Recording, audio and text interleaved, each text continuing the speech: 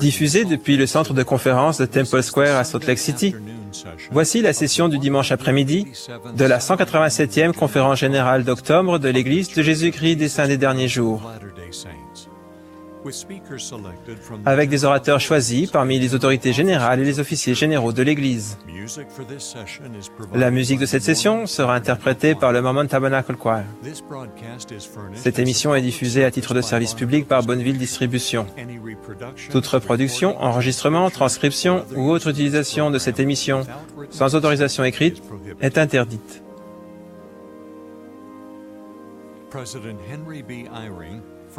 Henry Eyring, premier conseiller dans la première présidence de l'Église, dirigera cette session.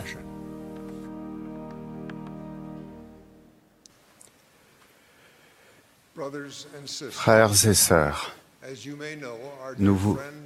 comme vous le savez peut-être, notre cher ami et compagnon de service, Robert Hales, du Collège des 12 Apôtres, a quitté cette vie paisiblement à 12h15 aujourd'hui, à l'hôpital, entouré de sa femme, d'autres membres de sa famille et de Russell Nelson, président du Collège des 12.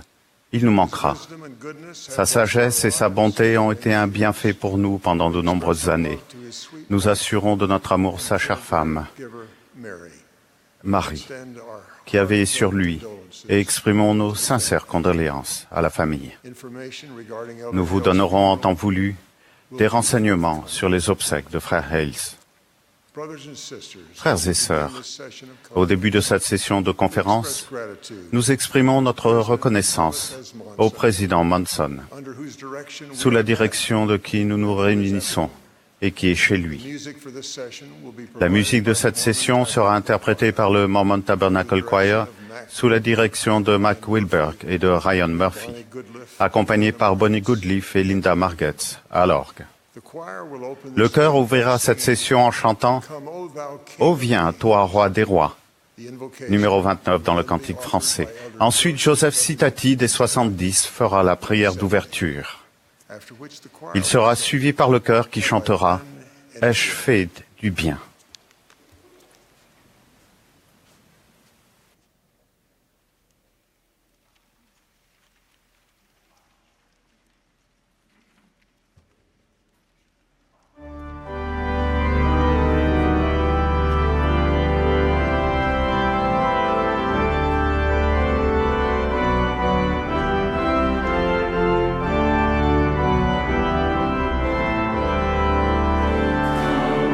Lord,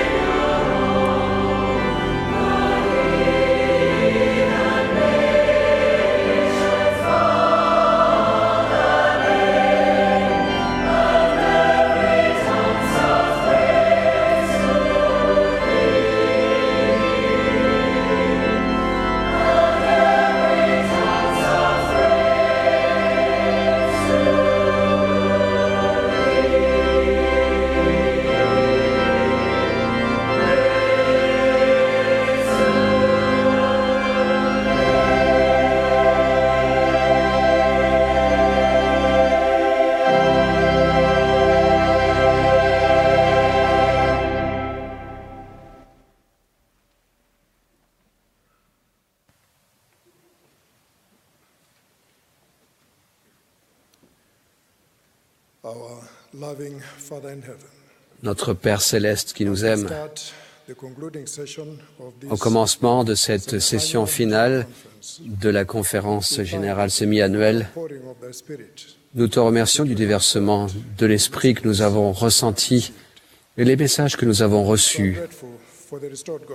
Nous sommes reconnaissants pour l'Évangile rétabli de ton Fils, d'un prophète vivant, Thomas Monson, et de tous les apôtres que nous avons soutenus comme prophètes, voyants et révélateurs. Père, que ta main soit sur eux et sur leur famille, qu'ils puissent ressentir ton amour et faire l'expérience de guérison selon leurs besoins. Père, tous ensemble, nos cœurs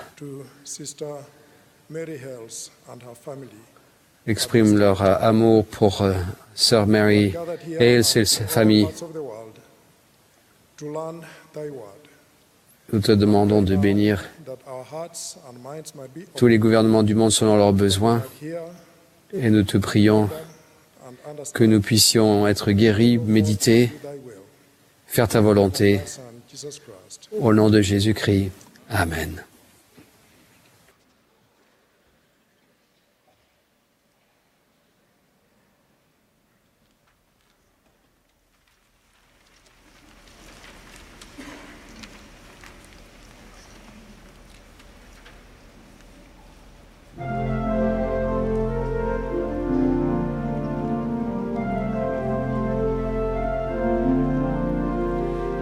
Done any good in the world?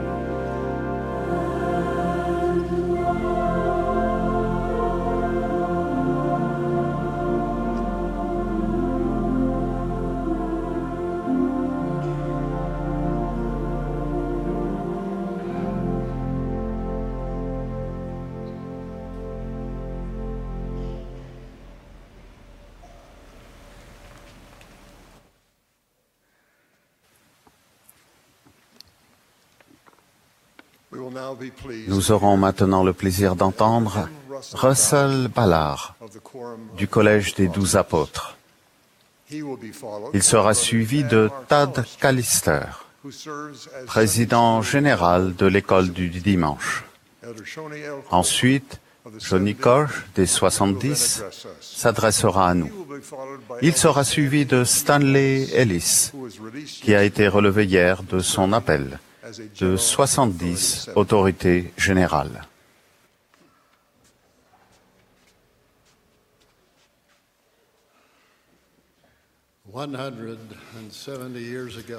Il y a 170 ans, Brigham Young parcourait pour la première fois du regard la vallée du lac Salé et déclarait « Voici l'endroit ».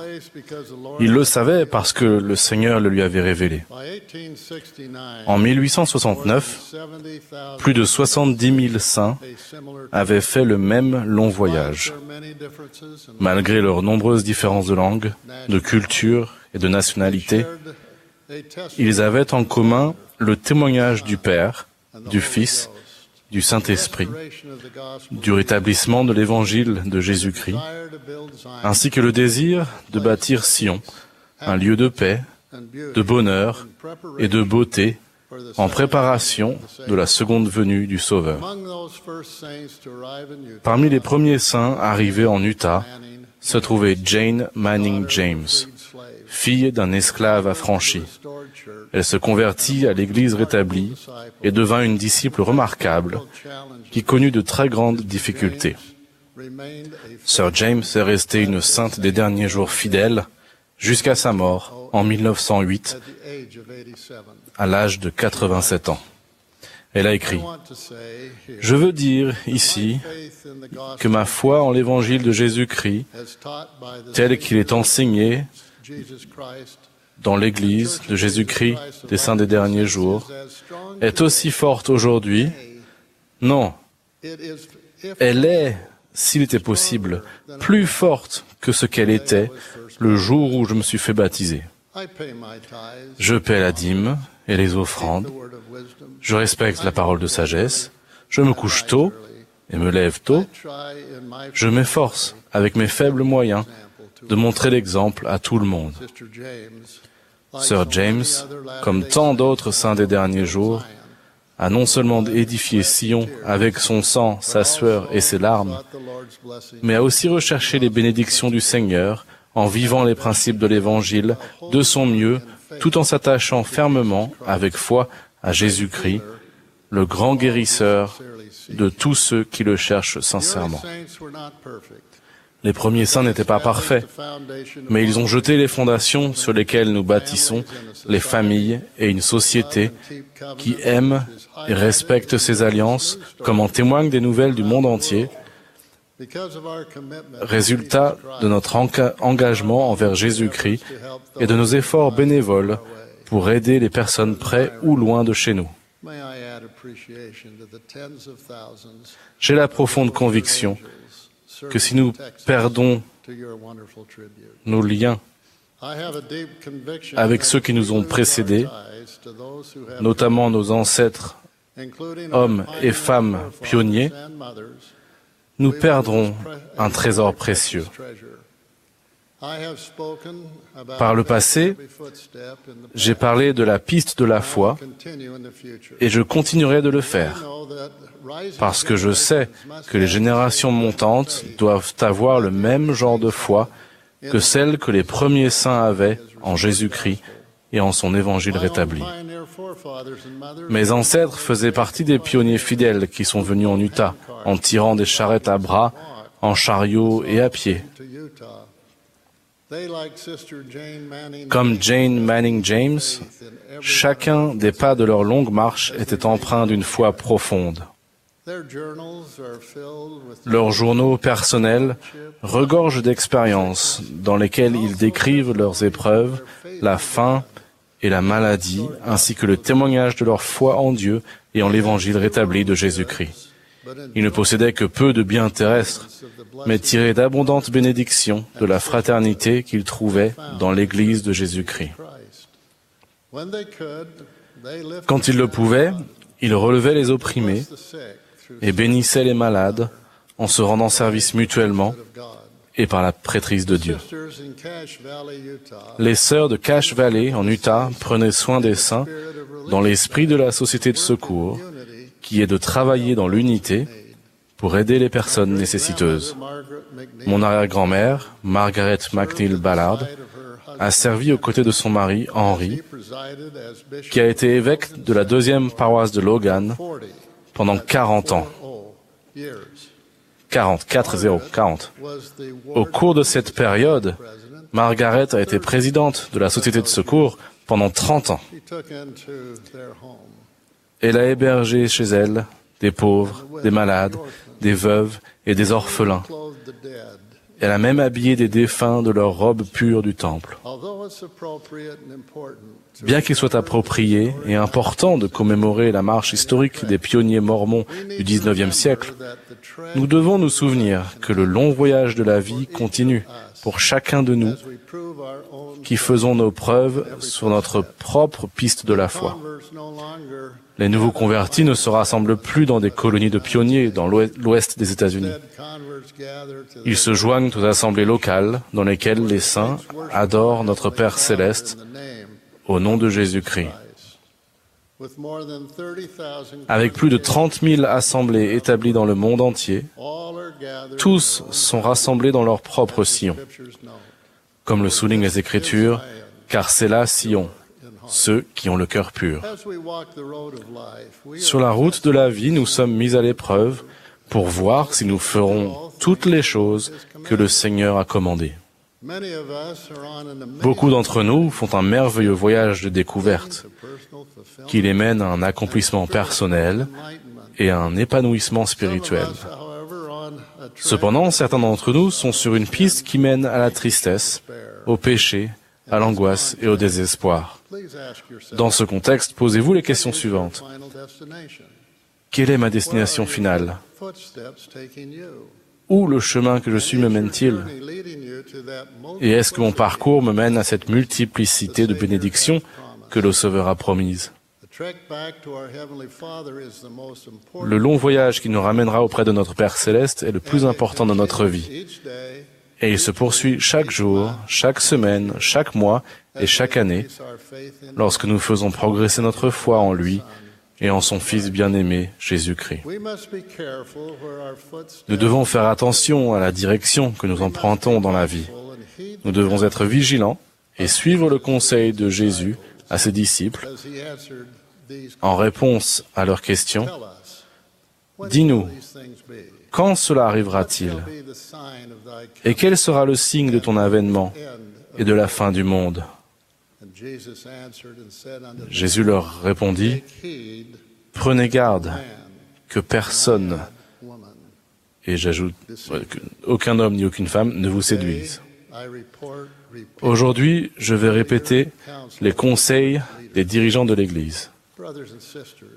Frères et sœurs, préservez la pureté de la doctrine du Christ et ne vous laissez jamais séduire par les gens qui la falsifient.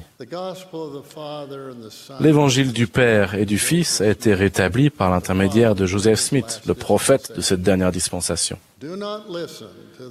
N'écoutez pas ceux qui n'ont pas été ordonnés ou mis à part pour remplir leur appel dans l'Église et qui n'ont pas été soutenus par le consentement commun des membres de l'Église. Méfiez-vous des organisations, groupes ou des personnes qui prétendent avoir des réponses secrètes à des questions doctrinales que, selon leur dire, les apôtres et les prophètes modernes n'ont pas ou ne comprennent pas. N'écoutez pas ceux qui vous appâtent avec des combines pour vous enrichir. Nos membres ont perdu trop d'argent, alors soyez prudents. Dans certains endroits, trop de nos membres regardent au-delà du point marqué et cherchent une connaissance secrète dans des pratiques coûteuses et douteuses censées apporter guérison et soutien. Une déclaration officielle de l'Église faite l'an dernier affirme « Nous exhortons les membres de l'Église à se méfier de toute participation à des groupes qui promettent contre de l'argent des guérisons miraculeuses ou qui prétendent avoir des méthodes spéciales pour accéder à un pouvoir de guérison en dehors des détenteurs de la prêtrise dûment ordonnée. Le manuel d'instruction de l'Église conseille: les membres ne doivent pas avoir recours à des pratiques en matière de médecine et de santé qui sont moralement ou légalement douteuses. Les dirigeants locaux doivent conseiller aux membres qui ont des problèmes de santé de consulter des professionnels de la santé compétents, habilités dans les pays où ils exercent. Frères et sœurs, faites preuve de sagesse et soyez conscients que ces pratiques peuvent avoir un attrait émotionnel, mais au bout du compte, s'avérer dangereuses spirituellement et physiquement. Pour nos ancêtres pionniers, l'indépendance et l'autonomie étaient vitales, mais leur sens collectif était tout aussi important. Ils travaillaient ensemble et s'aidaient mutuellement à surmonter les difficultés physiques et émotionnelles de leur temps. Pour les hommes, il y avait les collèges de la prêtrise, et les femmes étaient prises en charge par la Société de secours. Ces organisations n'ont pas changé à notre époque. La Société de secours et les collèges de la prêtrise s'assurent du bien-être spirituel et temporel de nos membres. Restez sur le chemin de l'Évangile en étant guidés par la foi à chaque pas, afin de pouvoir retourner sains et saufs en la présence de notre Père Céleste et de son Fils Jésus-Christ. Le Seigneur est notre précieux Sauveur. Il est le Rédempteur du monde. Nous devons honorer son nom sacré, ne jamais le prendre en vain et nous efforcer de garder ses commandements. Si nous le faisons, il nous bénira et nous ramènera sains et saufs. Je demande à toutes les personnes qui m'entendent d'accueillir et d'entourer tous ceux qui entreprennent leur long voyage aujourd'hui, quel que soit le stade où ils en sont. Souvenez-vous que la plus grande bénédiction que l'on puisse partager est le message du rétablissement, qui, lorsqu'il est reçu et vécu, promet une joie et une paix éternelle, autrement dit, la vie éternelle. Employons notre énergie, nos forces et notre témoignage à aider les missionnaires, à trouver, enseigner et baptiser les enfants de Dieu, afin qu'ils aient le pouvoir de la doctrine de l'Évangile pour les guider dans leur vie quotidienne. Nous devons entourer les enfants de Dieu avec compassion et nous débarrasser de tout préjugé, notamment du racisme, du sexisme et du nationalisme. Disons-le clairement, nous croyons véritablement que les bénédictions du rétablissement de l'Évangile de Jésus-Christ sont pour tous les enfants de Dieu. Je témoigne que le long voyage continue et je vous exhorte à rester sur le chemin de l'Évangile et à continuer d'avancer résolument en tendant la main à tous les enfants de Dieu avec amour et compassion, afin qu'unis, nous puissions purifier notre cœur et nos mains pour recevoir la multiplicité de bénédictions qui attendent tous ceux qui aiment vraiment notre Père Céleste et son Fils bien-aimé. C'est là mon humble prière au nom sacré de Jésus-Christ. Amen.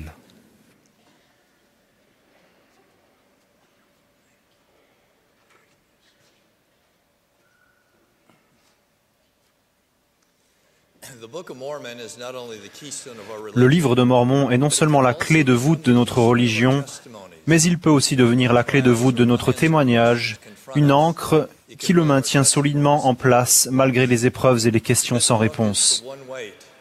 Sur une balance mesurant la vérité, le poids de ce livre excède celui de toutes les critiques prononcées à son encontre. Pourquoi? Parce que s'il est vrai, alors Joseph Smith était un prophète, et c'est ici l'Église rétablie de Jésus-Christ, quels que soient les arguments historiques ou autres qui tendent à prouver le contraire. C'est pour cette raison que les détracteurs ont déterminé à réfuter la véracité sont déterminés à réfuter la véracité du livre de Mormon.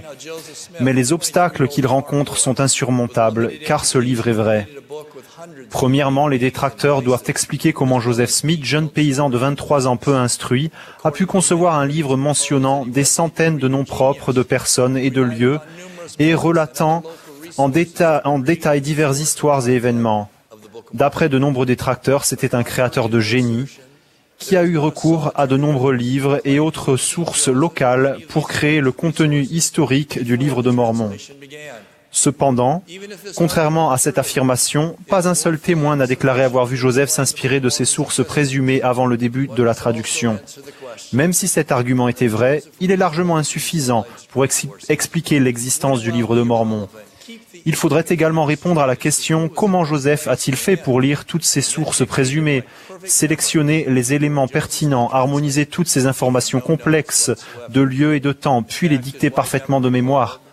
On sait en effet que lorsque Joseph traduisait, il n'avait aucune note. Sa femme a relaté « Il n'y avait aucun manuscrit ni livre qu'il aurait pu lire. S'il avait eu quelque chose de ce genre, il n'aurait pas pu me le cacher. » Alors comment Joseph a-t-il accompli le remarquable exploit de dicter un livre de plus de 500 pages sans aucune note? Pour le faire, il fallait qu'il soit un créateur de génie ainsi que quelqu'un doté d'une mémoire photographique prodigieuse. Mais si c'est vrai, alors pourquoi ces détracteurs n'attirent-ils pas l'attention sur son remarquable talent? Mais ce n'est pas tout. Ces arguments ne tentent à rendre compte que du contenu historique du livre. Les vraies questions demeurent. Comment Joseph a-t-il pu concevoir un livre? D'où émane l'esprit? Et où a-t-il pu apprendre une doctrine si profonde qui clarifiait ou contredisait les croyances chrétiennes de son temps? Par exemple, le livre de Mormon enseigne, contrairement à la plupart des croyances chrétiennes, que la chute d'Adam était une étape vers la progression.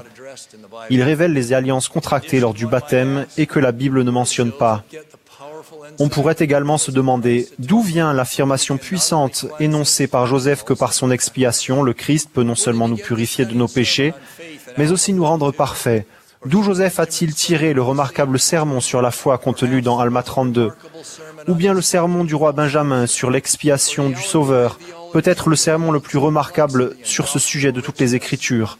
Ou encore l'allégorie de l'olivier, avec toute sa complexité et sa richesse doctrinale? Quand je lis cette allégorie, je suis obligé de faire un dessin pour ne pas en manquer les subtilités. Peut-on imaginer que Joseph Smith ait dicté ses sermons de tête sans avoir recours à aucune note? Bien au contraire, on trouve les empreintes de Dieu partout dans le livre de Mormon. Les magnifiques vérités doctrinales en sont la preuve, en particulier les remarquables sermons sur l'expiation de Jésus-Christ.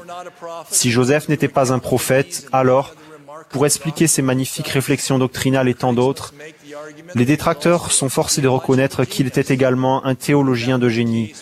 Si tel était le cas, alors on pourrait se demander pourquoi Joseph fut-il le seul dans les 1800 ans qui ont suivi le ministère du Christ à produire un tel recueil de doctrines uniques et limpides. C'est parce que l'origine de ce livre est la révélation, non le génie. Même si nous supposons que Joseph était un créateur et un théologien de génie doté d'une mémoire photographique, ses talents seuls ne font pas de lui un écrivain talentueux. Pour expliquer l'existence du livre de Mormon, les détracteurs doivent affirmer également que Joseph était, à 23 ans, naturellement doué pour l'écriture.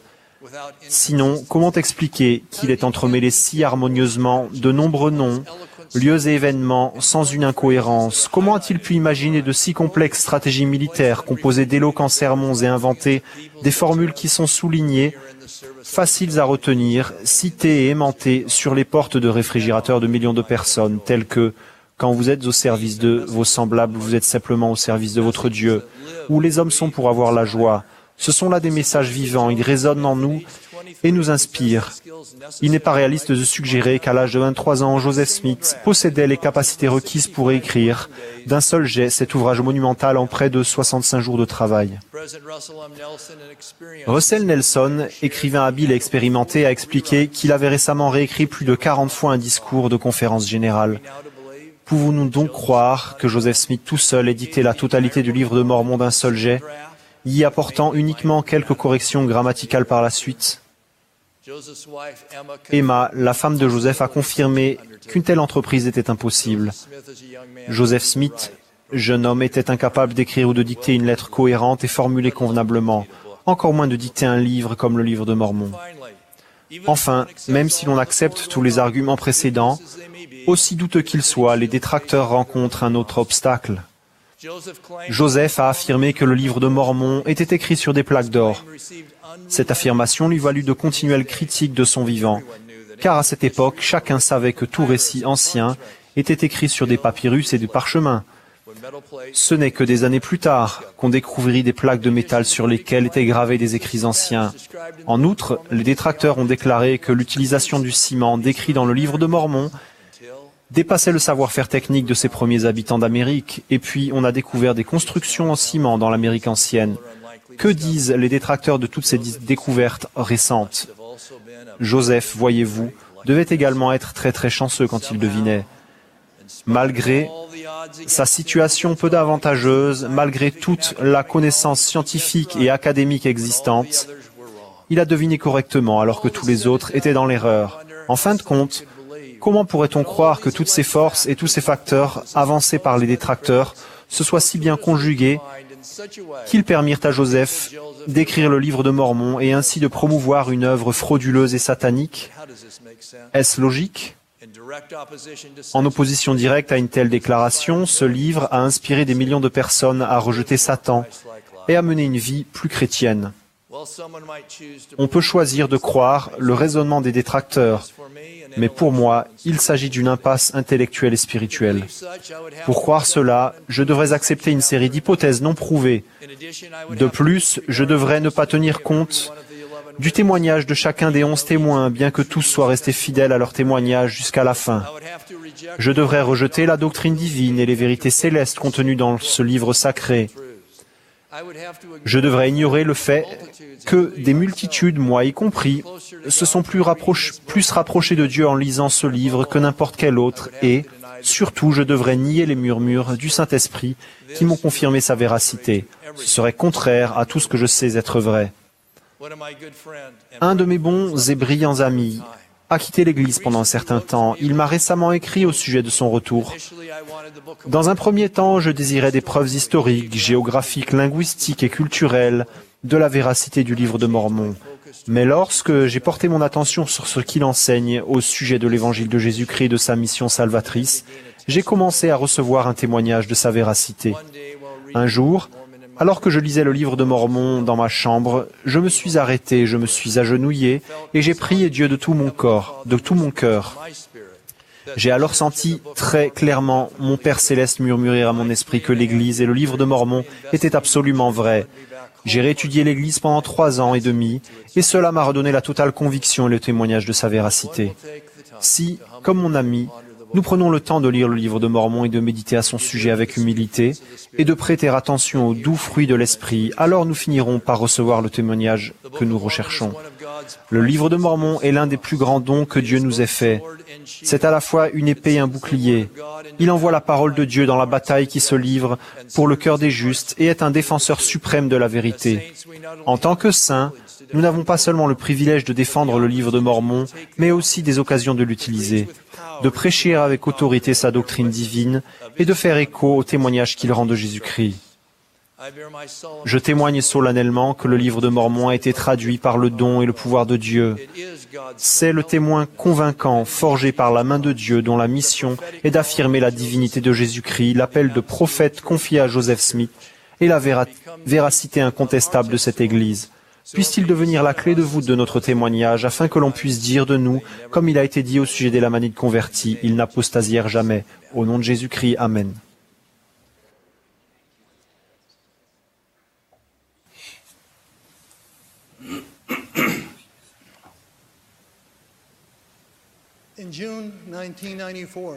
Un jour du mois de juin 1994, je rentrais chez moi, impatient de regarder le match de la Coupe du monde de football auquel notre équipe nationale allait prendre part. En route, j'ai vu au loin, sur le trottoir, un homme handicapé qui avançait rapidement sur un fauteuil roulant, décoré d'un drapeau brésilien. J'ai su alors que lui aussi rentrait chez lui pour regarder le match. Lorsque nos chemins se sont croisés et que nous avons échangé un regard durant une fraction de seconde, j'ai éprouvé un profond sentiment d'unité entre cet homme et moi. Nous allions dans des directions opposées. Nous ne nous connaissions pas. Nos situations physiques et sociales étaient visiblement différentes. Mais notre passion du football et l'amour de notre pays nous avaient donné un sentiment d'unité à cet instant précis.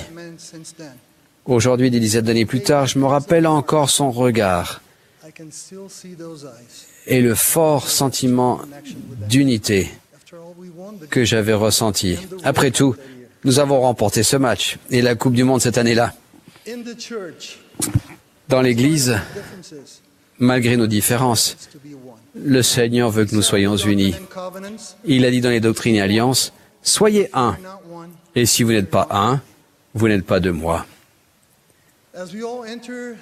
Lorsque nous entrons dans l'une de nos églises dans un temple pour rendre notre culte à Dieu en groupe, nous devons laisser nos différences raciales, sociales, politiques, académiques et professionnelles derrière nous et nous concentrer sur nos objectifs spirituels communs.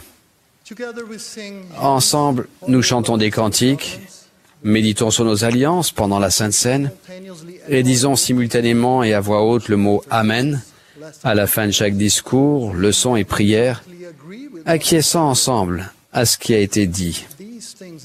Ces choses que nous faisons ensemble contribuent à créer un fort sentiment d'unité dans l'Assemblée.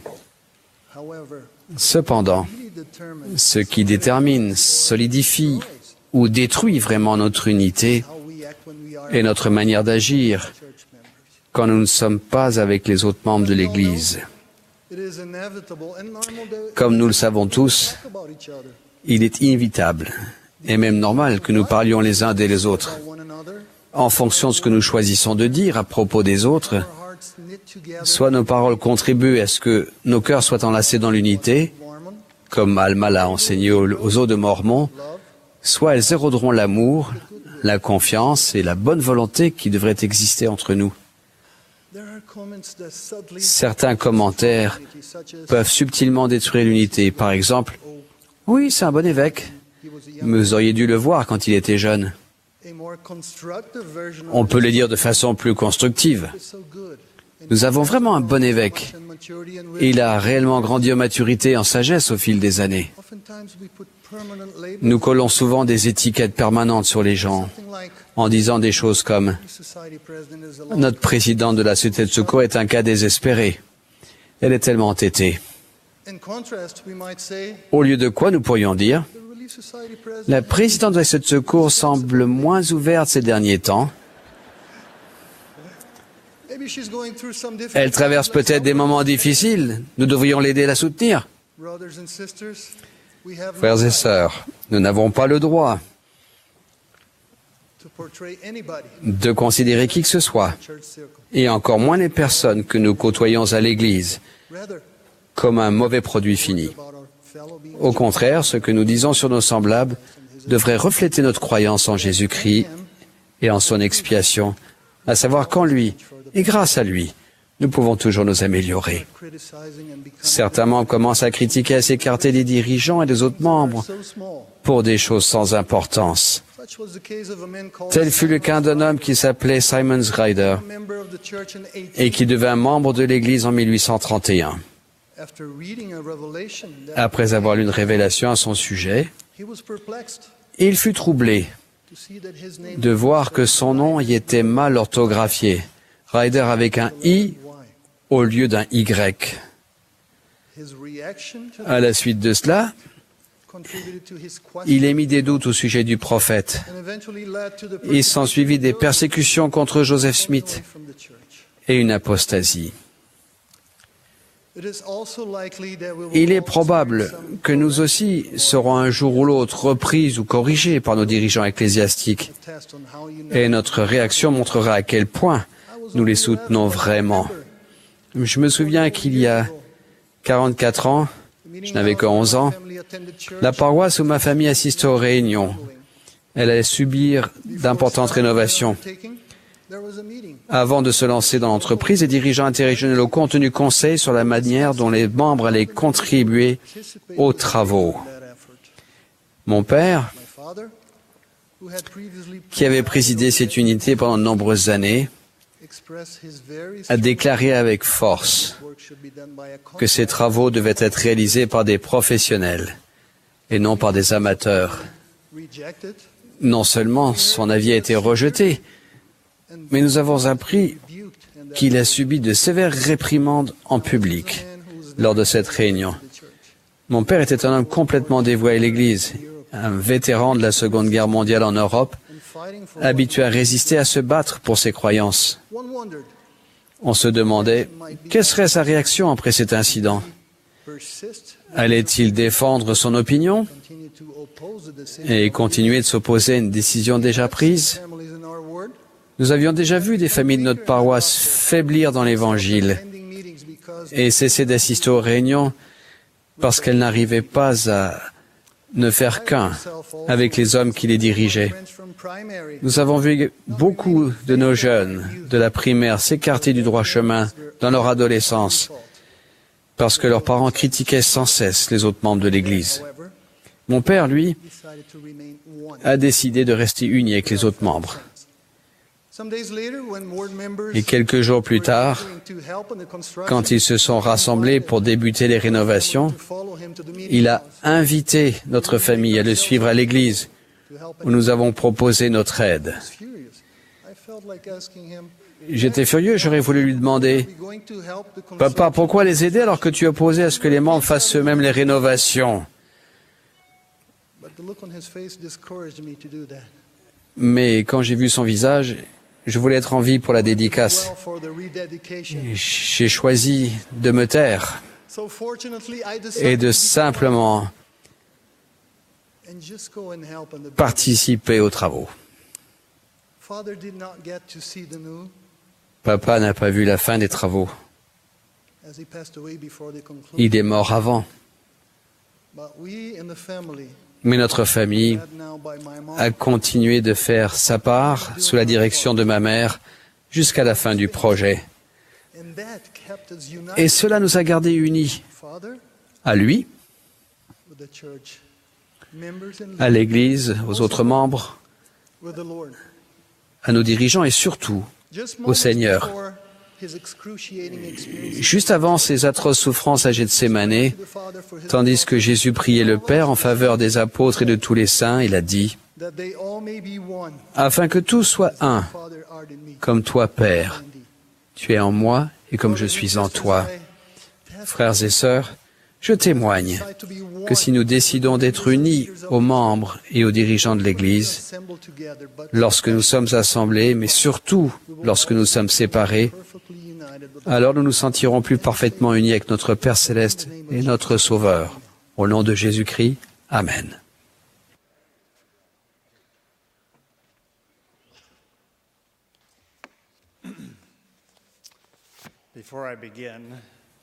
Avant de commencer, je voulais présenter mes condoléances et à la famille de frère Els et également en octobre 2006, j'ai donné mon premier discours de conférence générale. J'ai senti qu'un important message destiné au monde entier devait comprendre l'affirmation « Le Seigneur nous fait confiance ». Il nous fait véritablement confiance de tant de façons. Il nous a donné l'évangile de Jésus-Christ et dans cette dispensation, sa plénitude. Il nous a confié son autorité de la prêtrise ainsi que les clés pour l'utiliser correctement. Avec ce pouvoir, nous pouvons bénir, servir, recevoir les ordonnances et contracter des alliances. Il nous a confié son Église rétablie, y compris son Saint-Temple. Il a confié à ses serviteurs le pouvoir de scellement pour que ce qui est lié sur la terre soit lié au ciel. Il nous fait même confiance en nous permettant d'être les parents terrestres, les instructeurs et les personnes qui prennent soin de ses enfants. Après ces années de service en tant qu'autorité générale, je déclare avec encore plus de certitude qu'il a confiance en nous. Maintenant, la question que je pose à cette conférence est: Avons-nous confiance en lui? Thomas Monson nous rappelle souvent, « Confie-toi en l'Éternel de tout ton cœur et ne t'appuie pas sur ta sagesse. Reconnais-le dans toutes tes voies et il aplanira tes sentiers. Ne sois point sage à tes propres yeux. » Avons-nous confiance que ses commandements sont pour notre bien, que ses dirigeants, bien qu'imparfaits, nous dirigent bien, que ses promesses sont sûres? Croyons-nous que notre Père Céleste et Jésus-Christ nous connaissent et veulent nous aider? Même au milieu de nos épreuves, des situations et des temps difficiles, avons-nous toujours confiance en lui? En repensant au passé, j'ai appris certaines des meilleures leçons dans les moments les plus difficiles. En tant que jeune, en mission, au début de ma vie professionnelle, dans mes efforts pour magnifier mes appels et en élevant nos nombreux enfants. Il semble clair que les difficultés sont bonnes. Les difficultés nous rendent plus forts, nous rendent humbles et nous donnent l'occasion de prouver notre valeur. Nos bien-aimés pionniers des charrettes à bras ont connu Dieu dans leur situation extrême. Pourquoi a-t-il fallu 2 chapitres à Néphi et à ses frères pour obtenir les plagues d'airain et seulement 3 versets pour convaincre la famille d'Ismaël à se joindre à eux dans le désert? Il semble que le Seigneur voulait fortifier Néphi à travers la difficulté d'obtenir les plaques. Nous ne devrions pas être surpris d'avoir des difficultés dans la vie. Une des premières alliances que nous faisons avec le Seigneur est de vivre la loi du sacrifice. Le sacrifice, par définition, implique de renoncer à quelque chose de désirable. Avec l'expérience, nous comprenons que c'est un faible prix à payer par rapport aux bénédictions qui en découlent. Joseph Smith a dit « Une religion qui n'exige pas le sacrifice de tout n'a absolument pas le pouvoir de susciter la foi qui est nécessaire à la vie et au salut. » Les difficultés ne sont pas étrangères aux membres de la divinité. Dieu le Père a sacrifié son Fils unique pour qu'il subisse les souffrances terribles de l'expiation, jusqu'à la mort par crucifixion. L'Écriture nous dit que Jésus-Christ a pris l'obéissance par les choses qu'il a souffertes. Il a, de son plein gré, souffert l'agonie de l'expiation. Le Saint-Esprit doit être longanime pour nous inspirer, nous avertir et nous guider, avec parfois pour résultat d'être ignoré, mal interprété ou oublié.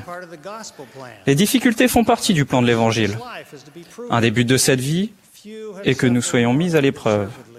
Peu de gens ont autant souffert sans l'avoir mérité que le peuple d'Alma. Ces gens ont fui devant le méchant roi Noé, mais ont ensuite été asservis par les Lamanites. À travers ces épreuves, le Seigneur leur a enseigné qu'il châtie son peuple et met sa patience et sa foi à l'épreuve. Pendant les jours terribles dans la prison de Liberty, le Seigneur a enseigné à Joseph Smith à bien les supporter. Et lui a promis que s'il le faisait, toutes ces choses lui donneraient de l'expérience et seraient pour son bien. Le président Monson nous a recommandé de toujours choisir le bien, ce qui est plus difficile que de choisir le mal. Concernant nos temples, il a déclaré « Aucun sacrifice n'est trop grand, aucun prix n'est trop élevé, aucun effort n'est trop pénible pour recevoir les bénédictions du temple. » Dans la nature, les difficultés font partie du cycle de la vie. Il est difficile pour le poussin de sortir de la coquille dure de l'œuf. Mais lorsqu'on essaie de lui faciliter la tâche, le poussin n'acquiert pas la force nécessaire pour vivre. De la même façon, la difficulté qu'a le papillon pour s'extraire du cocon le renforce pour la vie qu'il mènera. À travers ces exemples, nous voyons que la difficulté est la constante. Nous avons tous des difficultés. La variable est notre réaction face à celle-ci. Dans le livre de Mormon, à un moment, des gens ont subi de grandes persécutions et beaucoup d'afflictions. Comment ont-ils réagi? Ils jeûnaient et priaient souvent et devenaient de plus en plus forts dans leur humilité et de plus en plus fermes dans la foi au Christ, au point que cela leur remplissait l'âme de joie et de consolation. Un autre exemple, à cause de la durée extrêmement longue de la guerre entre les Néphites et les Lamanites, beaucoup s'étaient endurcis. Et beaucoup furent adoucis à cause de leurs afflictions, de sorte qu'ils s'humilièrent devant Dieu. Nous choisissons tous la manière dont nous réagissons aux difficultés. Avant cet appel, j'étais consultant financier à Houston, au Texas. Je travaillais principalement avec des multimillionnaires qui étaient propriétaires de leur entreprise. Presque tous avaient créé leur entreprise florissante à partir de rien et au prix de grands efforts. Le plus triste pour moi était d'entendre certains d'entre eux dire qu'ils voulaient faciliter la vie de leurs enfants. Ils ne voulaient pas que leurs enfants souffrent comme eux. En d'autres termes, ils priveraient leurs enfants de ce qui précisément leur avait permis de réussir. À l'opposé, nous connaissons une famille qui a adopté une autre approche. Les parents ont été inspirés par l'expérience de J.C. Penney, à qui son père avait dit à l'âge de 8 ans qu'il devait se débrouiller financièrement. Cette famille en a fait sa propre version. Chaque fois qu'un des enfants obtenait son diplôme de fin d'études secondaires, il était livré à lui-même financièrement pour poursuivre ses études universitaires de premier et de troisième cycle, etc., et pour son entretien véritablement autonome. Heureusement, les enfants ont réagi sagement. Tous ont obtenu leur diplôme de premier cycle universitaire et plusieurs de troisième cycle par leurs propres moyens. Ce n'était pas facile, mais ils l'ont fait. Ils l'ont fait avec beaucoup d'efforts et de foi. La question « Avons-nous confiance en lui ?» peut être mieux formulée ainsi. Avons-nous la foi de lui faire confiance? Avons-nous la foi d'avoir confiance en ses promesses concernant la dîme, qu'avec 90% de notre accroissement plus l'aide du Seigneur, nous nous en sortons mieux qu'avec 100% de notre accroissement annuel par nos propres moyens? Avons-nous suffisamment de foi pour croire qu'il nous visitera dans nos afflictions, qu'il combattra ceux qui nous combattent et qu'il consacrera nos afflictions à notre profit?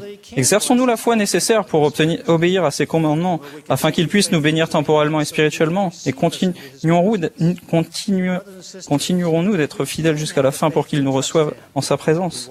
Mes frères et sœurs, nous pouvons avoir la foi de lui faire confiance. Il veut ce qu'il y a de mieux pour nous. Il répondra à nos prières, il tiendra ses promesses. Il a le pouvoir de les tenir, il sait tout. Et plus important encore, il sait ce qu'il y a de mieux. Le monde d'aujourd'hui est difficile. Nous avons un mal généralisé, la corruption dans chaque pays, le terrorisme qui touche même les endroits sûrs, le chômage, la maladie, les catastrophes naturelles, les guerres civiles et les despotes, etc. Que devons-nous faire? Devons-nous fuir ou nous battre? Quel est le bon choix? Chacun de ces choix peut être dangereux. Il était dangereux pour George Washington et ses armées de se battre. Mais il était aussi dangereux pour nos ancêtres pionniers de fuir. Il était dangereux pour Nelson Mandela de se battre pour la liberté. Il a été dit que, pour que le mal triomphe, il suffit que les gens de bien n'agissent pas.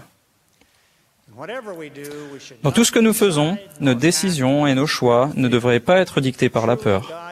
En effet, ce n'est pas un esprit de timidité que Dieu nous a donné.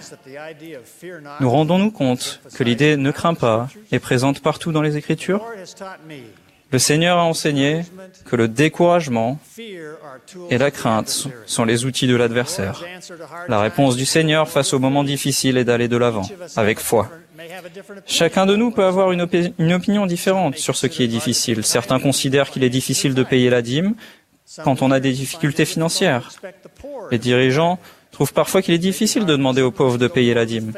Il peut être difficile à certains d'entre nous de prendre avec foi la décision de se marier ou d'avoir des enfants. Certaines personnes trouvent difficile de se contenter des choses que le Seigneur leur a assignées. Il peut être difficile de nous contenter de notre appel actuel. La discipline de l'Église peut sembler être très dure, mais pour certains, c'est le début du véritable processus du repentir. Quelle que soit la situation, la difficulté peut être bonne pour qui ira de l'avant avec foi et aura confiance dans le Seigneur et en son plan. Frères et sœurs, je témoigne que les dirigeants assis derrière moi sont des hommes appelés de Dieu. Leur désir est de bien servir le Seigneur et de nous aider à établir l'Évangile dans notre cœur. Je les aime et les soutiens. J'aime notre Sauveur Jésus-Christ. Je suis émerveillé qu'il ait aimé le Père et nous ait aimés suffisamment pour devenir notre Sauveur et Rédempteur. Et que, ce faisant, il ait souffert au point de trembler de douleur et de saigner à chaque pore. Qu'il ait souffert de corps et d'esprit. Pourtant, face à cette perspective affreuse et sa nécessité, il a affirmé au Père: toutefois, que ma volonté ne se fasse pas, mais la tienne. Je me réjouis des paroles de l'ange. Il n'est point ici. Il est ressuscité. Son exemple est véritablement le chemin, la vérité et la vie. Ce n'est qu'en suivant son exemple que nous pouvons trouver la paix dans ce monde et la vie éternelle dans le monde à venir. Mes plus grands désirs sont de devenir, avec Mormon, un véritable disciple de Jésus-Christ et de l'entendre un jour me dire « C'est bien, bon et fidèle serviteur. » Au nom de Jésus-Christ. Amen.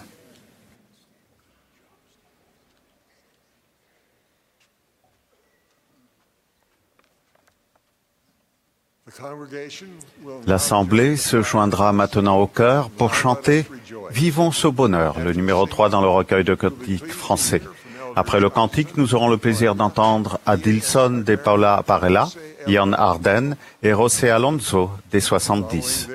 Après leur discours, le chœur chantera « If the Savior stood beside me », s'il était là à mes côtés.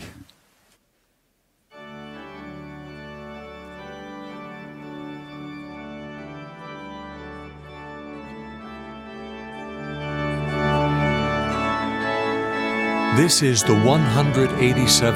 assistez à la 187e conférence générale d'octobre de l'Église de Jésus-Christ des Saints des Derniers Jours.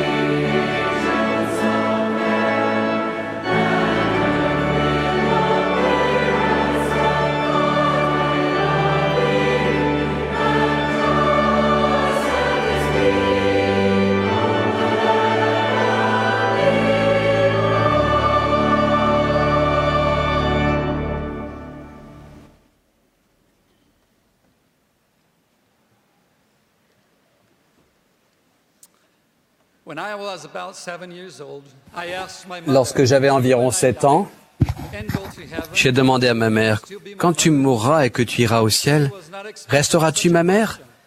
Elle ne s'attendait pas à une telle question. Mais s'efforçant de me répondre au mieux de ses connaissances, elle m'a expliqué, « Non, aux cieux nous serons des frères et des sœurs. Je ne serai plus ta mère. » Ce n'était pas la réponse que j'espérais. Quelque temps après ce court échange, 2 jeunes hommes se sont présentés à la porte de notre foyer. De façon assez miraculeuse, mon père les a laissés entrer. Ils ont dit qu'ils étaient missionnaires de l'Église de Jésus-Christ des Saints des Derniers Jours. Ces frères missionnaires, comme nous les appelions alors, ont commencé à enseigner notre famille. Je me souviens parfaitement de la joie et de l'excitation que nous ressentions à chacune de leurs visites. Ils nous ont raconté qu'un jeune garçon s'était rendu dans un bosquet pour demander à Dieu quelle église était vraie et qu'il avait vu Dieu et Jésus-Christ. Les frères missionnaires nous ont montré une image de cette vision. Et lorsque je l'ai vue, j'ai su que Joseph Smith avait effectivement vu Dieu le Père et Jésus-Christ. Ils ont dit que grâce à cette vision, la véritable Église de Jésus-Christ était à nouveau sur la terre. Les missionnaires nous ont également enseigné le plan du bonheur de Dieu et ont répondu aux questions de ma famille concernant la religion. Et ils nous ont enseigné que les familles pouvaient véritablement être ensemble après cette vie en tant que père, mère, fils et fille. Notre famille s'est faite baptiser. Le chemin pour changer nos vieilles habitudes, abandonner nos traditions et devenir des membres de l'Église était parsemé d'embûches. Mais grâce à la miséricorde et à l'amour de Dieu, ainsi qu'à l'aide de nombreux membres et dirigeants, nous avons réussi à traverser ces premières années difficiles. Des millions de personnes s'étant déjà jointes à l'Église et beaucoup d'autres qui, chaque semaine, sont convertis et baptisés, ont acquis un témoignage de la première vision. Le Saint-Esprit peut nous en témoigner fréquemment, tandis que nous nous efforçons de vivre les vérités simples de l'Évangile de Jésus-Christ. La première vision et Joseph Smith, le prophète, ont apporté des connaissances et des vérités supplémentaires qui sont essentielles à notre bonheur dans cette vie et pour notre exaltation dans la présence de Dieu.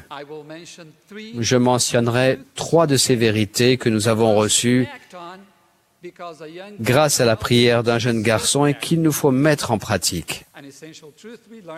L'une des vérités essentielles que nous enseigne la première vision et le prophète Joseph Smith est que Dieu appelle des prophètes, voyants et révélateurs pour nous instruire, nous guider, nous avertir et nous diriger. Ces hommes sont les porte-paroles de Dieu sur terre et détiennent l'autorité de parler et d'agir au nom du Seigneur. En suivant leurs conseils avec exactitude, nous serons protégés et recevrons de grandes bénédictions tout au long de notre voyage sur terre. Lorsque j'étudiais à l'université Brigham Young en tant que jeune missionnaire récemment rentré et célibataire, j'ai assisté à une session de prêtrise de la conférence générale dans le tabernacle de Temple Square. Ezra Taft Benson, alors président de l'Église, a exhorté tous les missionnaires de retour à prendre le mariage au sérieux et à en faire une priorité dans leur vie. À l'issue de la session, je savais que j'avais été appelé au repentir et qu'il me fallait mettre les conseils du prophète en pratique. J'ai alors décidé de rentrer dans mon pays d'origine, le Brésil, pour y trouver mon épouse. Avant de m'envoler pour un stage de 2 mois au Brésil, j'ai appelé ma mère et quelques amis en vue de constituer une liste d'une dizaine de jeunes filles.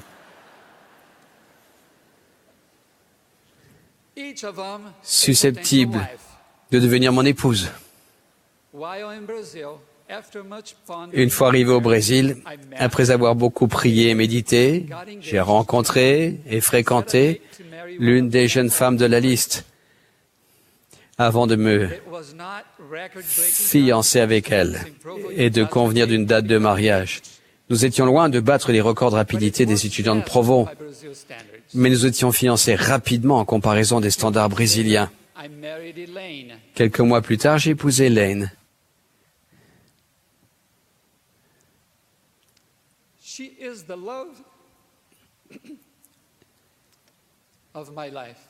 Elle est l'amour de ma vie et une bénédiction de choix.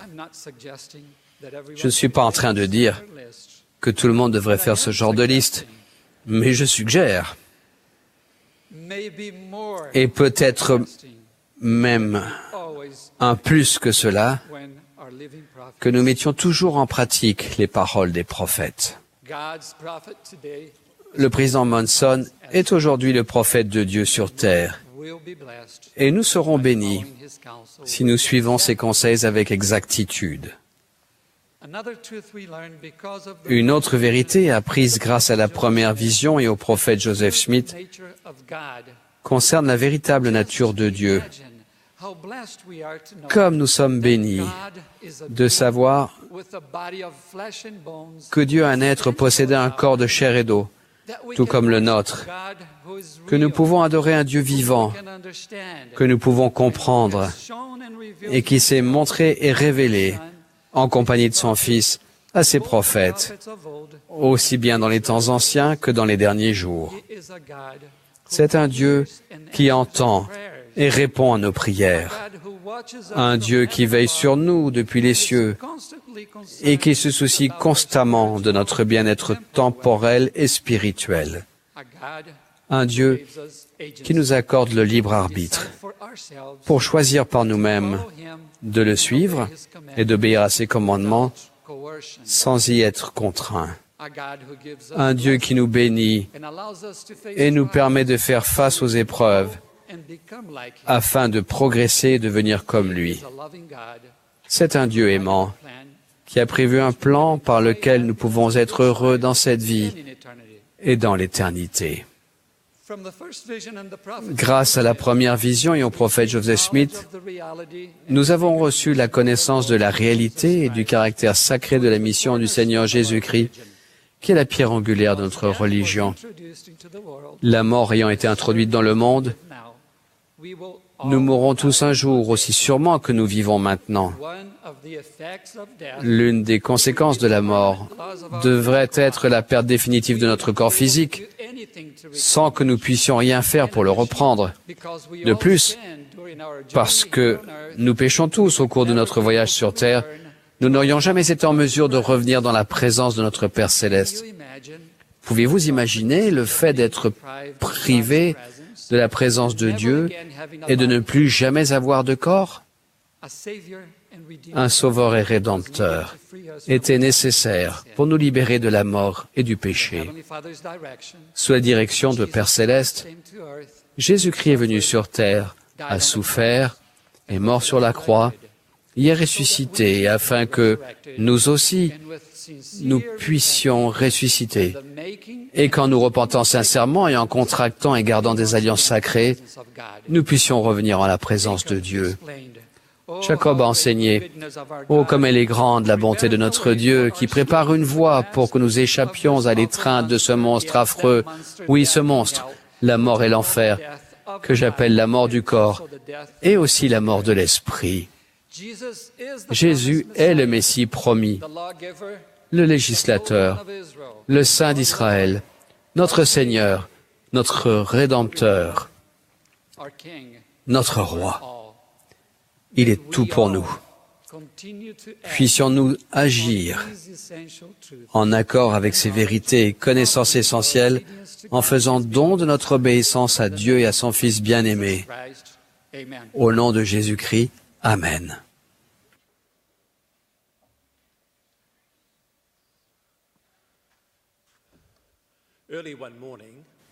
Tôt un matin, j'ai aperçu une chenille affamée et bien camouflée sur un magnifique rosier. En voyant certaines tiges sans feuilles, il était évident, même pour un observateur non averti, qu'elle s'était frayé un chemin à travers les feuilles tendres à l'aide de ses mandibules. En faisant la comparaison, je n'ai pas pu m'empêcher de penser qu'il existe des personnes qui ressemblent à cette chenille. On les trouve dans le monde entier. Et certaines sont si bien dissimulées que nous les laissons s'installer dans notre vie. Et avant que l'on s'en aperçoive, elles ont dévoré nos racines spirituelles et celles des membres de notre famille et de nos amis.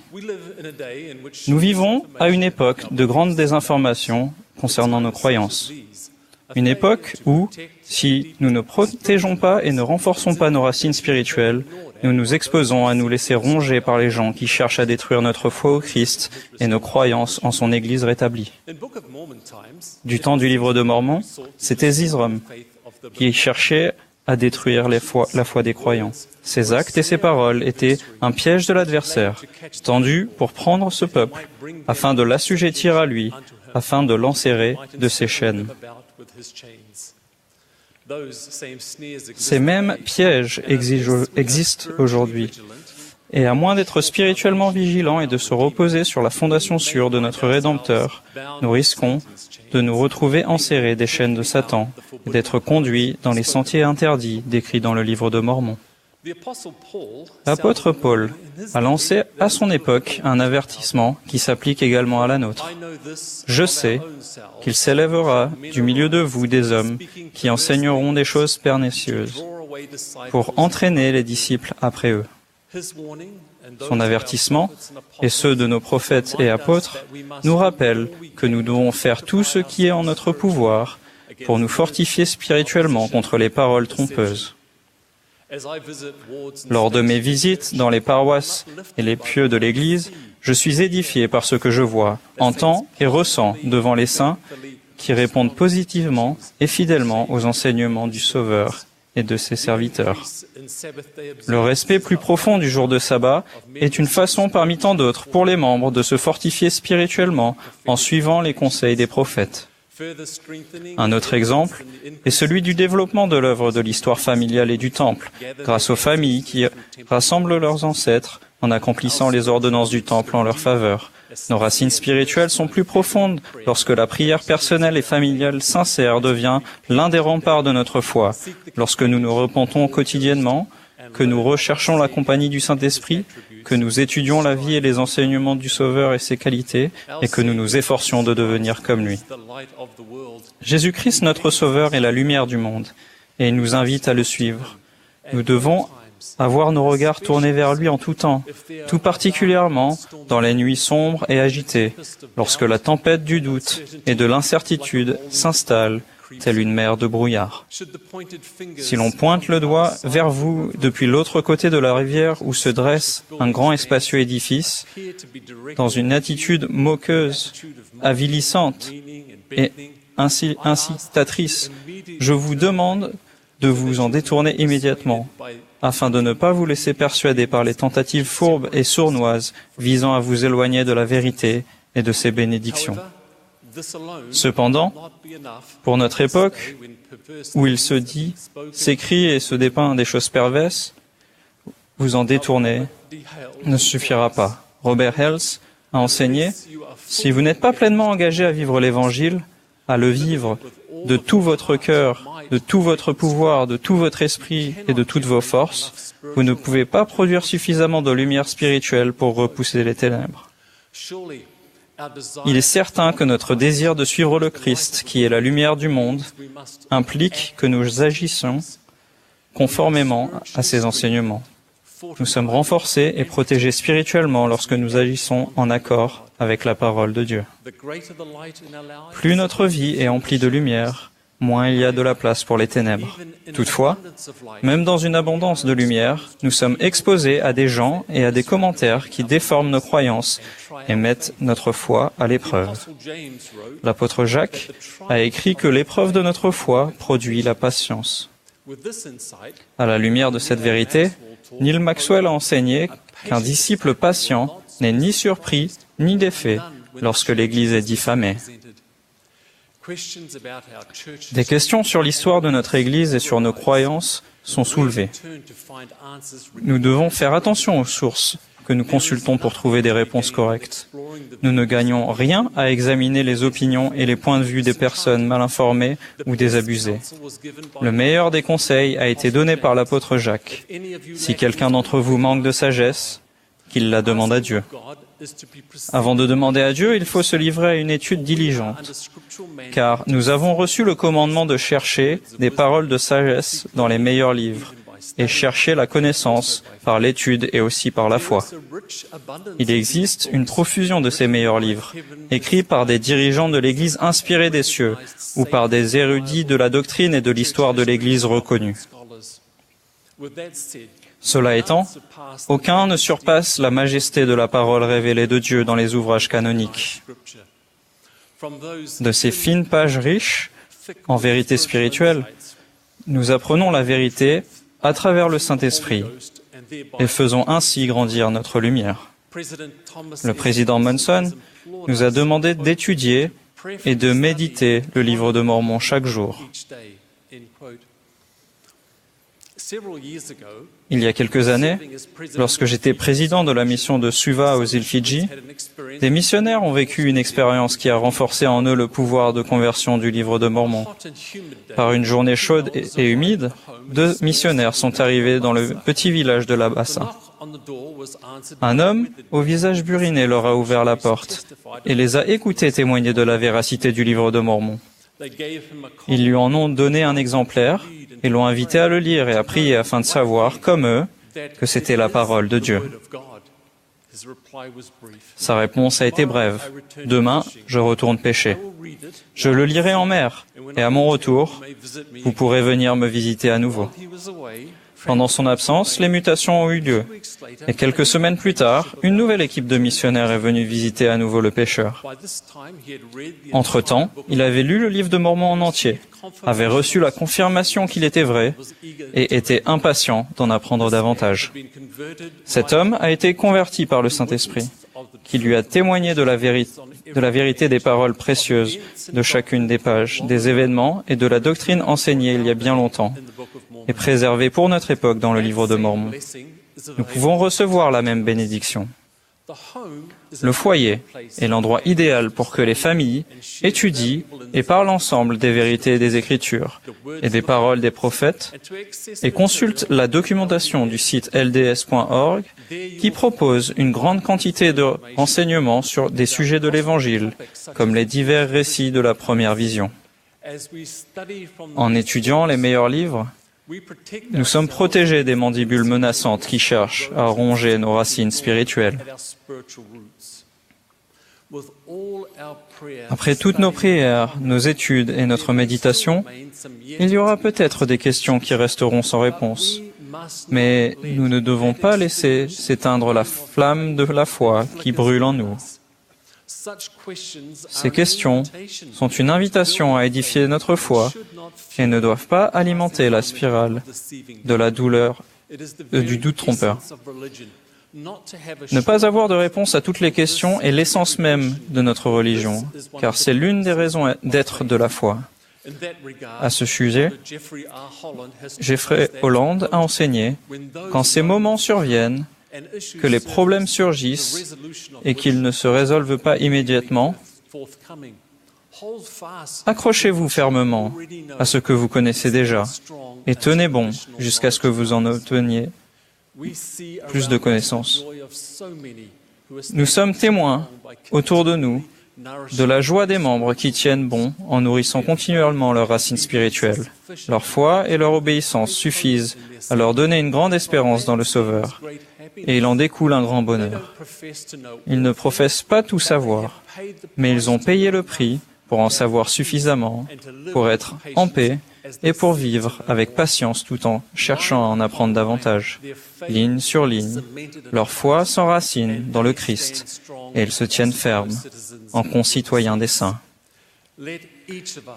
Puissions-nous tous vivre de manière à ce que les mandibules menaçantes des chenilles dissimulées ne trouvent jamais de place dans notre vie, pour que nous demeurions ainsi fermes dans la foi du Christ jusqu'à la fin. Au nom de Jésus-Christ. Amen.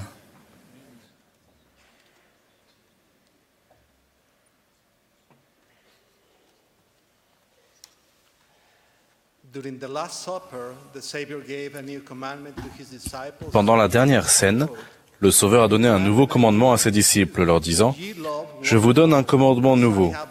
Aimez-vous les uns les autres, comme je vous ai aimé. Vous aussi, aimez-vous les uns les autres. À ceci, tous connaîtront que vous êtes mes disciples, si vous avez de l'amour les uns pour les autres. »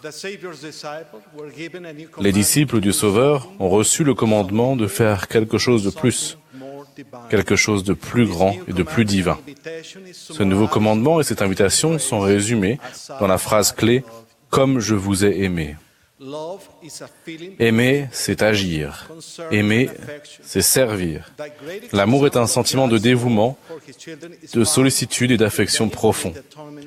Le plus grand exemple de l'amour de Dieu pour ses enfants est l'expiation infinie de Jésus-Christ.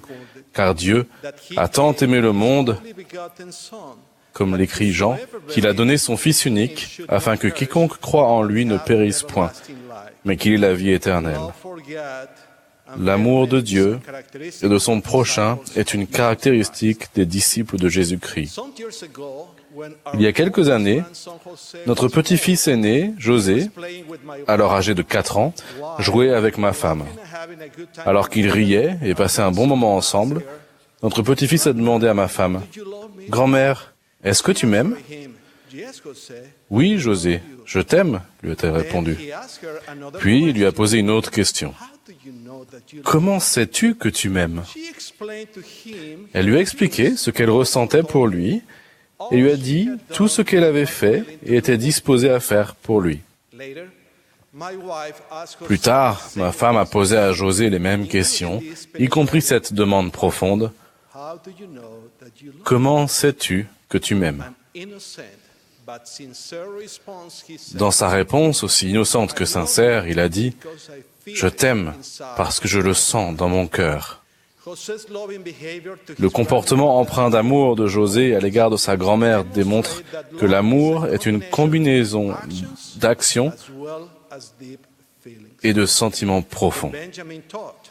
Le roi Benjamin a enseigné « Je vous dis ces choses afin que vous appreniez la sagesse, afin que vous appreniez que lorsque vous êtes au service de vos semblables, vous êtes simplement au service de votre Dieu. » Dans notre monde actuel, où nombreux sont les gens qui souffrent de situations diverses, l'envoi d'un SMS accompagné d'un émoticône amusant ou la publication d'une jolie photo sur laquelle figurent les mots « je t'aime » sont des choses à la fois bonnes et de grande valeur. Mais beaucoup d'entre nous doivent apprendre à délaisser leurs appareils portables afin de s'occuper en personne des gens qui en ont grandement besoin. L'amour sans le service est comme la foi sans les œuvres. Il est mort. L'amour pur de Christ, qui est la charité, nous inspire non seulement d'agir et de servir, mais aussi de trouver la force de pardonner, quelle que soit la situation. Je vais vous raconter une expérience qui a changé ma vie. Ted et Sharon, les parents de Cooper, qui sont ici aujourd'hui, m'ont donné la permission de raconter ce qui est arrivé à leur famille il y a plus de 9 ans. Je vais relater cette expérience du point de vue de Ted, le père de Cooper.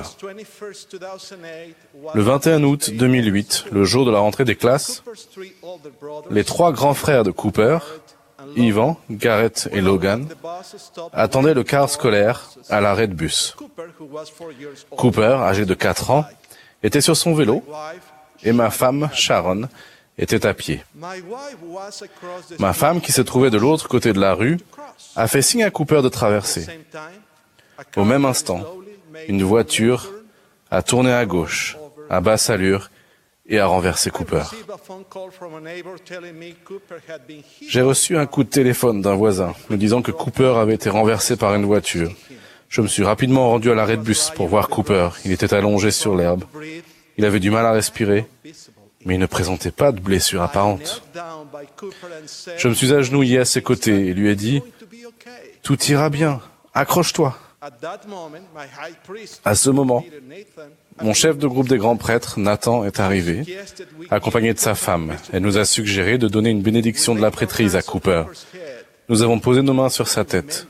Je ne me souviens pas des paroles de la bénédiction, mais je me rappelle clairement la présence des personnes qui nous entouraient. Et c'est à ce moment-là que j'ai su que Cooper allait mourir. Un hélicoptère l'a emmené en urgence à l'hôpital, mais il est décédé. C'était comme si notre Père Céleste me disait que mon intendance terrestre avait pris fin et qu'elle allait maintenant prendre soin de Cooper. Nous avons pu passer quelque temps avec Cooper à l'hôpital. Le personnel l'avait préparé afin que nous puissions le prendre dans nos bras et lui faire nos adieux. Et nous avons pu passer autant de temps que nous le souhaitions à ses côtés. Sur le chemin du retour, ma femme, accablée de chagrin, et moi avons échangé un regard et nous sommes mis à parler du garçon qui conduisait la voiture. Il habitait à une rue de chez nous et faisait partie de notre paroisse, mais nous ne le connaissions pas.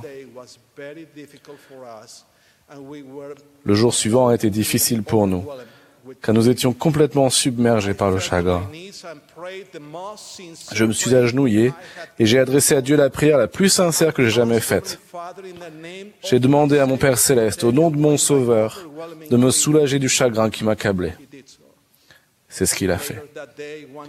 Plus tard, dans la journée, un des conseillers dans la présidence de Pieux s'est arrangé pour que nous allions chez lui, rencontrer le jeune conducteur de la voiture et ses parents.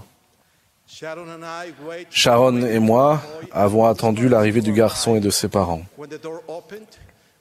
Lorsque la porte s'est ouverte, nous les avons rencontrés pour la première fois. Notre évêque également présent m'a murmuré à l'oreille « Allez vers lui ». Sharon et moi l'avons pris dans nos bras. Nous avons pleuré ensemble pendant ce qui paraissait un long moment. Nous lui avons dit que nous savions que ce qui s'était produit était un accident. Pour Sharon et moi, le fait de ressentir ces choses à ce moment-là et de continuer de les ressentir encore aujourd'hui est vraiment miraculeux. Par la grâce de Dieu, nous avons été capables de prendre le meilleur chemin, le chemin évident, le seul chemin, et d'aimer ce jeune homme. Au fil des années, nous nous sommes beaucoup rapprochés de sa famille et de lui. Il nous a fait participer à toutes les étapes importantes de sa vie. Nous sommes même allés au temple avec lui avant son départ en mission. Ted sait sans l'ombre d'un doute que notre Père Céleste nous aime. Il sait qu'être capable de pardonner aux autres et de se libérer ainsi de son fardeau est aussi doux que d'être pardonné soi-même. Cette douceur nous vient quand nous marchons sur les pas de notre plus grand exemple. Dans le livre de Mormon, Alma a déclaré à propos du Sauveur, « Et il ira, subissant des souffrances et des afflictions et des tentations de toute espèce. Et cela afin que s'accomplisse la parole qui dit qu'il prendra sur lui les souffrances et la maladie de son peuple. » Frères et sœurs, quelle merveilleuse histoire d'amour véritable et de pardon. Nous pouvons nous aussi trouver de la joie en servant les autres et en leur pardonnant.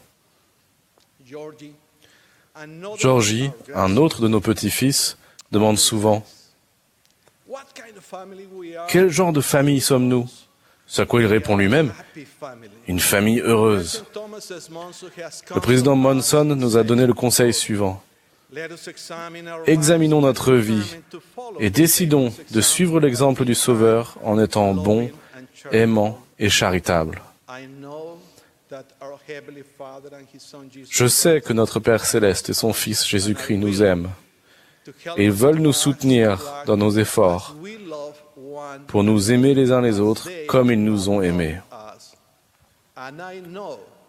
Je sais qu'en servant les autres et en leur pardonnant, avec un amour sincère, nous pouvons être guéris et recevoir la force de surmonter nos propres difficultés. Je le déclare au nom de Jésus-Christ. Amen.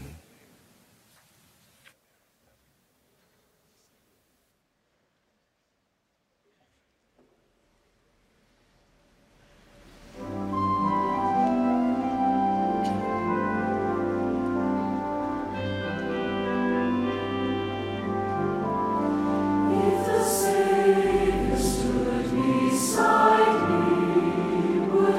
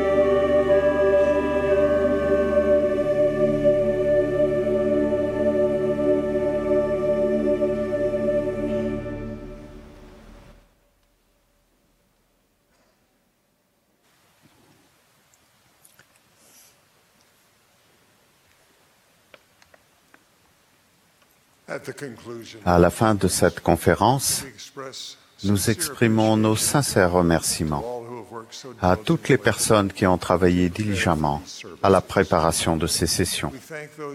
Nous remercions tous les orateurs, ainsi que toutes les personnes qui nous ont édifiés par la musique.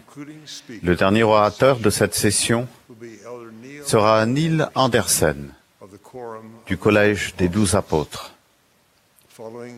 Après le discours de frère Andersen, le chœur clôturera cette session en chantant « Israël, ton Dieu t'appelle », numéro 6 dans le livre de cantiques français. Ensuite, Evan Schmutz, des 70, fera la prière de clôture et la conférence sera ajournée.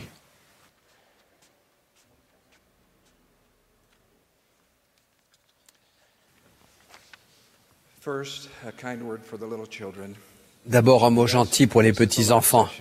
Oui, c'est la dernière session de la conférence générale, et oui, je suis le dernier orateur.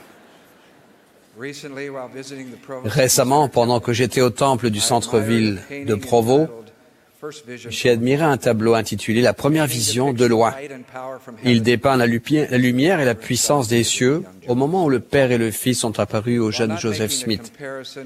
Sans faire de comparaison avec l'événement très sacré qui a ouvert leur établissement, je peux imaginer un tableau similaire qui reflèterait la lumière et la puissance spirituelle de Dieu descendant sur cette conférence générale et ensuite cette puissance et cette lumière se déplaçant dans le monde entier. Je vous rends mon témoignage que Jésus est le Christ, qu'il dirige les affaires de son œuvre sacrée et que la conférence générale est un des moments importants au cours duquel il donne des directives à son Église et à chacun de ses membres. Le jour de l'organisation de l'Église, le Seigneur a nommé Joseph Smith prophète, voyant et révélateur et apôtre du Seigneur Jésus-Christ et a dit à l'Église, « Car vous recevrez sa parole en toute patience avec une foi absolue, comme si elle sortait de ma propre bouche. Car si vous faites ces choses, les portes de l'enfer ne prévaudront point contre vous, et le Seigneur Dieu dispersera les pouvoirs des ténèbres devant vous et ébranlera les cieux pour votre bien. » Plus tard, tous les membres de la première présidence et du Collège des 12 Apôtres ont été soutenus et ordonnés prophètes, voyants et révélateurs. Maintenant, lorsque nous nous réunissons sous la direction du président Monson, nous nous attendons à entendre la volonté du Seigneur, la vie du Seigneur, la voix du Seigneur et le pouvoir de Dieu pour le salut. Nous avons confiance en sa promesse, que ce soit par ma voix ou par la voix de mes serviteurs, c'est la même chose. Dans l'agitation et la confusion de notre monde moderne, avoir confiance et croire aux paroles des membres de la première présidence et du Collège des 12 est indispensable à notre progression et à notre persévérance spirituelle. Nous nous sommes assemblés pour cette magnifique conférence. Des millions de saints des derniers jours et de membres d'autres confessions dans plus de 200 pays, parlant plus de 93 langues, assistent à ces sessions ou lisent des discours de conférences. Nous venons en ayant prié et en nous étant préparés. Pour nombre d'entre nous, il y a des inquiétudes pressantes et des questions sincères.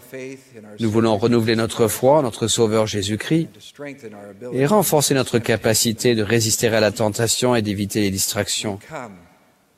Nous venons pour être instruits d'en haut. Pour les frères de la première présidence et les 12, qui habituellement prennent la parole à chaque conférence, l'énorme responsabilité de préparer leur message est à la fois une charge récurrente, mais également une confiance sacrée. Il y a des années, avant d'être autorité générale, j'ai demandé à Dallin H. Oaks s'il prépare un discours pour chaque conférence de pieux. Il m'a répondu que non, mais a ajouté, « Mais mes discours de conférence générale sont différents. Je peux faire 12 à 15 brouillons pour être sûr de dire ce que le Seigneur veut que je dise. » Quand et comment recevons-nous l'inspiration pour un discours de conférence générale? N'ayant pas de sujet attribué, nous voyons les cieux coordonner magnifiquement les sujets et les thèmes d'une vérité éternelle à chaque conférence. L'un de mes frères m'a dit que son sujet pour cette conférence lui avait été donné immédiatement après son discours d'avril dernier. Un autre a mentionné qu'il priait encore et sollicitait encore le Seigneur il y a 3 semaines.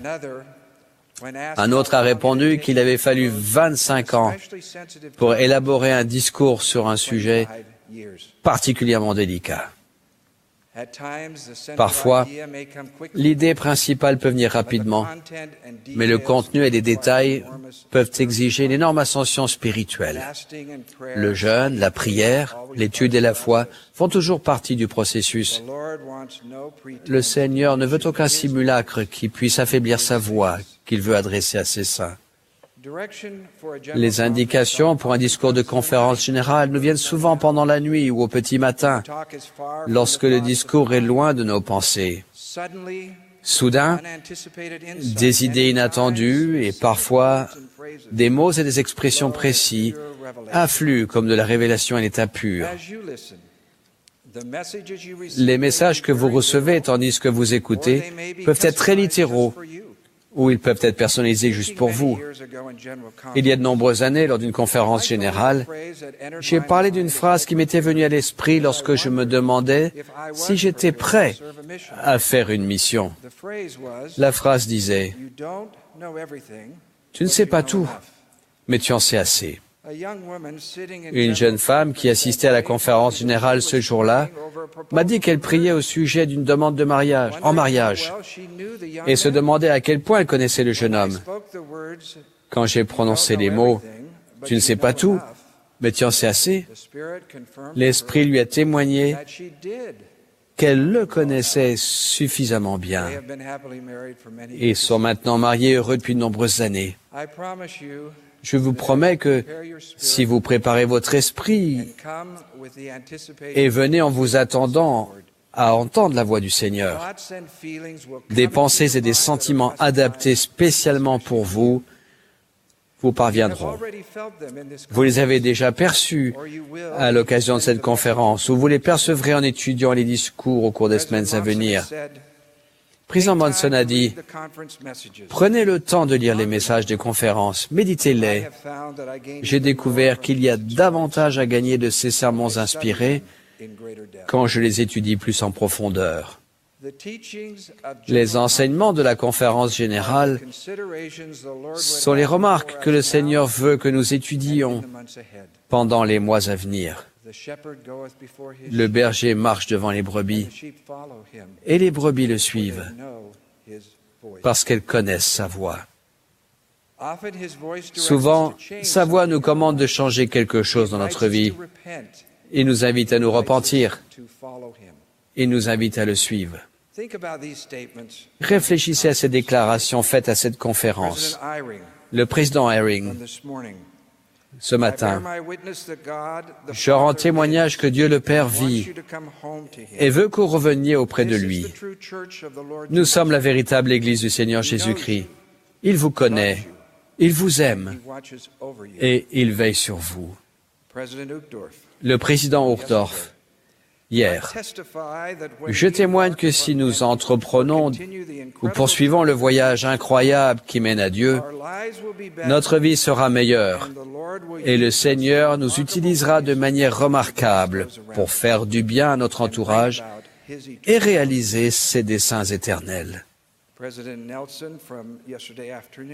Le président Nelson, hier après-midi, je promets qu'en vous immergeant quotidiennement dans le livre de Mormon, vous pouvez être immunisés contre les maux actuels, notamment le fléau tenace de la pornographie et d'autres dépendances qui engourdissent l'esprit. Frère Oaks, hier, je témoigne que la déclaration au monde sur la famille énonce la vérité éternelle, la volonté du Seigneur pour ses enfants qui recherchent la vie éternelle. Et frère Ballard, il y a quelques minutes, nous devons entourer les enfants de Dieu avec compassion et nous débarrasser de tout préjugé, notamment du racisme, du sexisme et du nationalisme. Parce que nous avons une minute supplémentaire, je voudrais parler de frère Hales. La première présidence avait dit à Elder Hales qu'il pourrait donner un bref message pendant la session du dimanche matin si sa santé lui permettait.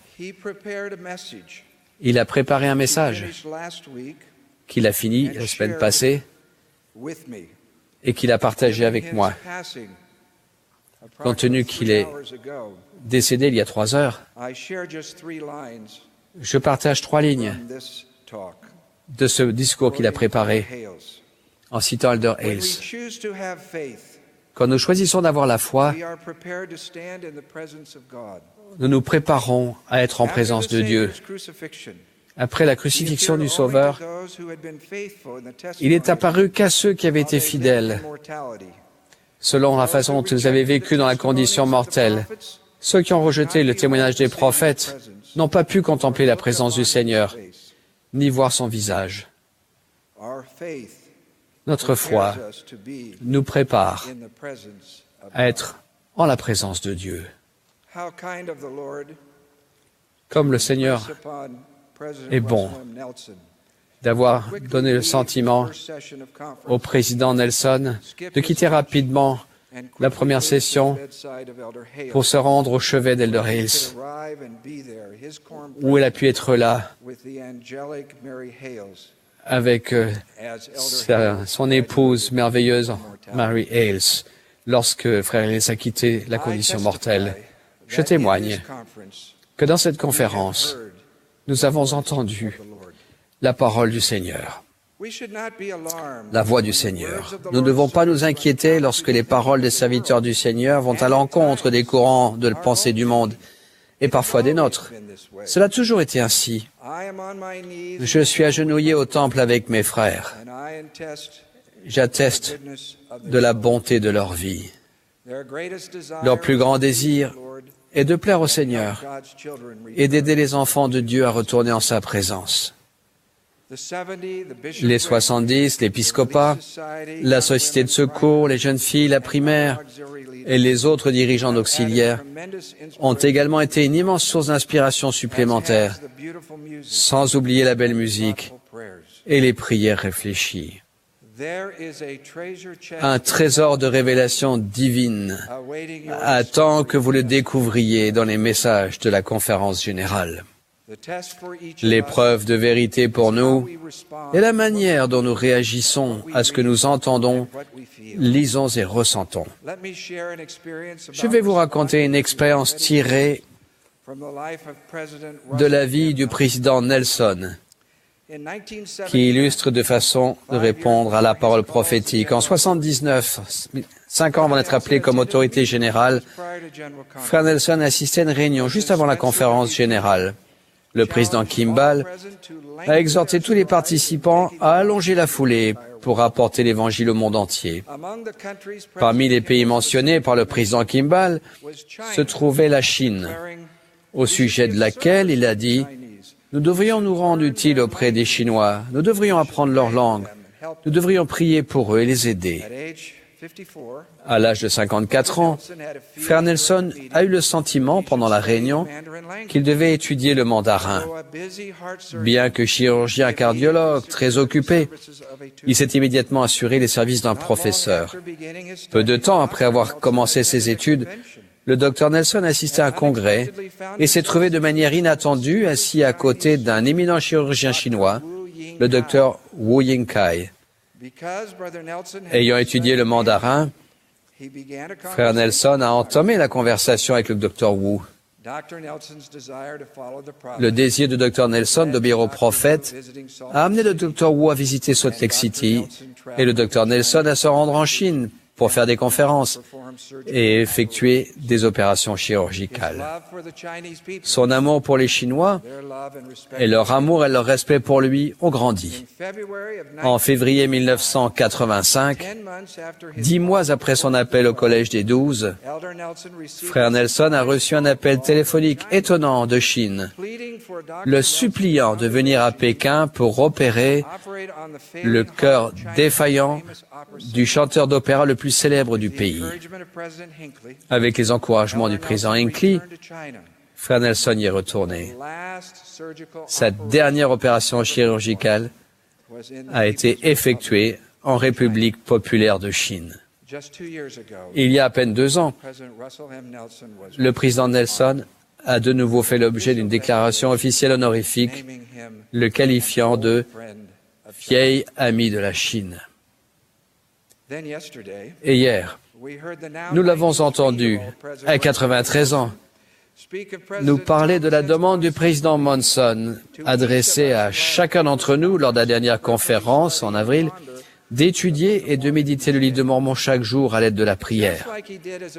Tout comme il l'avait fait, comme lorsqu'il était chirurgien cardiologue très occupé en embauchant un professeur de mandarin, il a immédiatement suivi ce conseil du président Monson et l'a mis en application.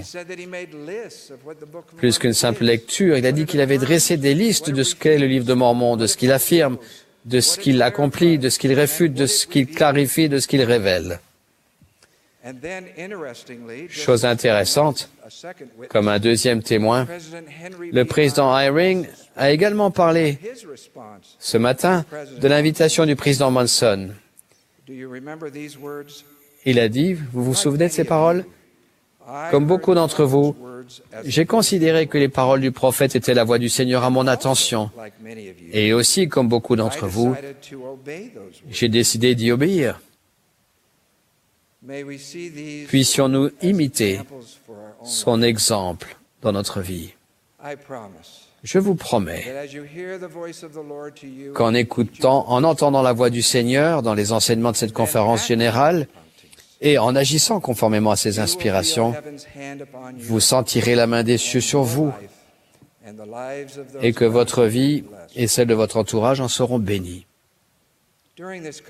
Pendant cette conférence, nous avons eu des pensées pour notre cher prophète. Président Monson, nous vous aimons.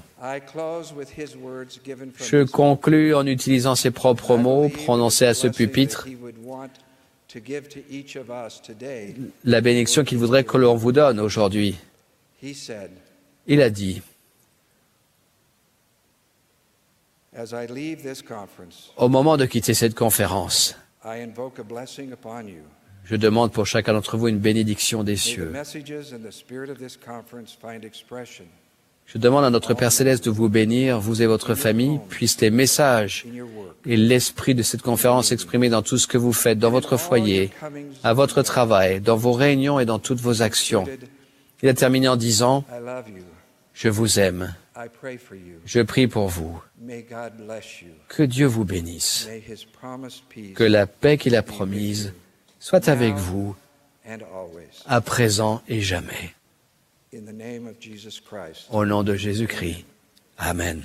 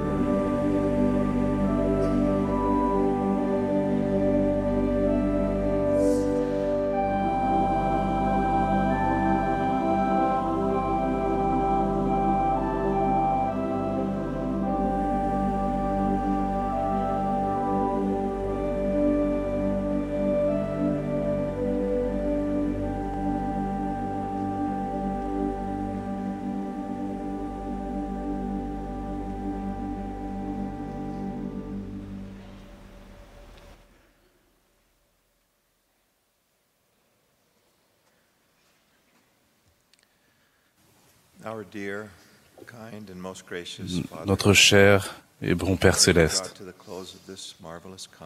à la fin de cette conférence merveilleuse, nos cœurs sont remplis à travers la terre et dans toute cette Église de reconnaissance et de joie pour la lumière merveilleuse que tu nous as donnée. Nous sommes reconnaissants, Père céleste, pour notre prophète, le président Thomas Monson. Nous sommes reconnaissants pour son ministère. Nous pensons à lui et nous te prions de le bénir, lui et sa famille. Nous sommes reconnaissants pour Elder Hales, Frère Hales et le ministère qu'il a pu donner. Et nous te prions de bénir sa famille. Père céleste, nous sommes reconnaissants pour ceux qui ont été loin, les frères, les prophètes, les voyants et les révélateurs. Nous sommes reconnaissants pour les paroles qu'ils nous ont données sous ta direction et ton inspiration. Nous te prions de nous aider alors que nous nous efforçons de recevoir et d'appliquer dans nos vies les choses que nous avons apprises. Nous sommes reconnaissants pour la lumière qui émane de cette conférence. Nous sommes reconnaissants pour les paroles de tous ceux qui ont donné des messages aujourd'hui et pour la musique qui est une prière pour toi. Bénis-nous maintenant de partir et de rentrer en sécurité, de prendre ces enseignements dans nos cœurs. Et nous te disons cela au nom de Jésus-Christ. Amen.